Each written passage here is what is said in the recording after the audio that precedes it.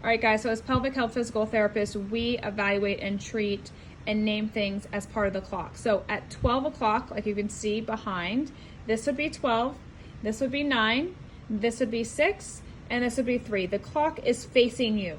So we will reference things on the clock, as you can see here, that there's muscles all along the clock that's oriented here, and that way you can see at what part of the clock those muscles tend to sit at, and I'll go over them right now. So I'll leave that in the background. From here, we're going to focus right here. Let's see if it will focus. So at 1 o'clock, that's the clitoris. Then you have the urethra. Then you have the vaginal opening. You have the labia majora, labia minora. Then you have the bulbocavernosus. Then right here, this is called the ischiocavernosus. This is called the superficial transverse perineal that come out from the sit bones. Those are the sit bones. Let's see. Then we have 5. That's the perineal membrane, okay, on both sides. Then right here, that's the perineal body. Then that's the sphincter around, let's see if I can do this. That's a sphincter around the anus, and then there's the anus. Okay, so that is what sits right here. Now number 18 is the Octerator Externus, which you'll see here and here. And on the inside, there's the Octerator Internus, which you can see is number 2 right there. So it actually sits right behind the pubic bone. And the fun fact about that is that you'll see right there as well, right here, when you externally rotate your hip, it actually can pop into the bladder. We've seen this on a guided ultrasound. So that's pretty cool. Now, as we flip over, so this is the back of the sacrum.